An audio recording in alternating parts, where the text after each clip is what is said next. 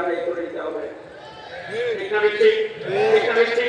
আমরা এদেশের বন্যার পানি থেকে শেষ আসি নাই, তোমাদেরকে যদি বলি তোমাদের গোড়া কোথায় বলতে পারবা না। আমাদের গোড়া আছে, কিন্তু ইব্রাহিম আলাইহিস সালামের নাম শুনছে না পড়া? বলেন তো যদি ইব্রাহিম আলাইহিস সালাম কি লাগে? সবাই না। ইব্রাহিম আলাইহিস সালাম, আমার কথা শুনেন, শুদ্ধ হইলে আপনারা হা বলবেন, আর অশুদ্ধ হইলে না বলবেন।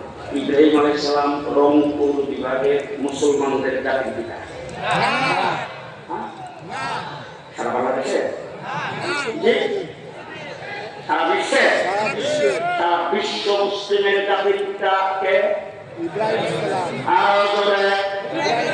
এখন জাতির পিতা হযরত ইব্রাহিম আলাইহিস সালাম সারা বিশ্ব মুসলিমের, এইটা চলবে আগামী 2031 পর্যন্ত। 2041, 2050, কতদিন কিয়ামত পর্যন্ত। এবার আমি আপনাদের সামনে জিজ্ঞেস করতে চাই, কিয়ামত পর্যন্ত আগত সকল মুসলমানের, মুসলিম জাতির পিতা হযরত ইব্রাহিম আলাইহিস সালাম, এই যে বিলটা সংসদে আমার মনে হয় জিয়াউর রহমান সাহেব পাস করছিল না। আপনাদের কংগ্রেসের সদস্য শেখ মুজিব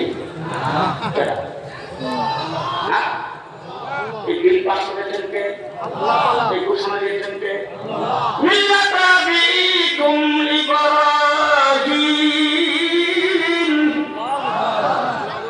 আপনাদের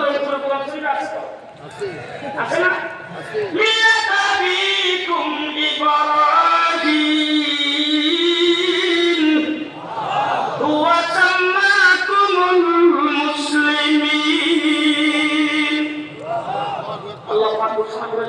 আজকে থেকে 1400 বছর আগে মুহাম্মদ রাসূলুল্লাহ সাল্লাল্লাহু আলাইহি ওয়াসাল্লামের কাছে কোরআনের আয়াত নাযিল করে মুসলিম জাতি, বিশ্ব মুসলিমের কিয়ামত পর্যন্ত আগত মুসলমানদের জাতির পিতা হযরত ইব্রাহিম আলাইহিস সালাম। এখন আপনাদের কাছে কিছু কথা আমি শুনতে চাই। ইব্রাহিম আলাইহিস সালাম মুসলিম জাতির পিতা। রংপুরে তার বিরুদ্ধে কয়দিন হরতাল হয়েছে, কয়দিন মিছিল হয়েছে? বলেন। আমেরিকাতে হচ্ছে মনে হয় না, ব্রিটেনে না, চীনে, কানাডা, অস্ট্রেলিয়া, পৃথিবীর কোন জায়গায় আজ পর্যন্ত কোন একটা বিবৃতি কোন ব্যক্তি তার বিরুদ্ধে দেয় নাই, কোন একটা মন্তব্য কেউ করে নাই। আজ পর্যন্ত পৃথিবীর কোন জায়গায় কোন মিছিল হয় নাই, মানববন্ধন হয় নাই। ইব্রাহিম আলাইহিস সালাম মুসলিম জাতির পিতা। সারা বিশ্ব যেভাবে মেনে নিয়েছেন আল্লাহ প্রদত্ত হওয়ার জন্য, তার দ্বারা প্রমাণ করে মুসলিম জাতির পিতা ইব্রাহিম আলাইহিস সালাম এই জাতির পিতা। কোন রাষ্ট্রের জন্য তার উপরে সংসদে বিল পাস করে চাপায়া দেওয়ার জিনিস নয়। যদি চাপায়া দেওয়া হয়, সেই জাতির পিতা কিছুদিন পরে সুতার গুড়ার হয়ে যায়। আজকে আমি কিন্তু স্লোগান দেই না, আমার মাদ্রাসার কোনো ছাত্রকে স্লোগান দিতে শুনি নাই, কিন্তু রাস্তাঘাটে অনেক স্লোগান দেখেছি। শেখ মুজিব গুড়ার দিন, জাতির পিতা ইব্রাহিম। আমরা একটা মুক্তির বিরুদ্ধে কথা বলেছিলাম, বেতনের সঙ্গে দাঁড়ায়া বলছিলাম, মাননীয় প্রধানমন্ত্রী, আপনার বাবা আপনার কাছে সম্মানিত, আমাদের কাছেও সম্মানিত।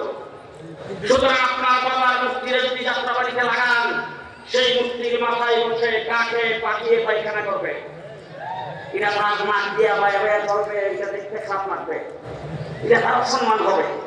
আপনি এই মুক্তিটা লাগিয়েন না।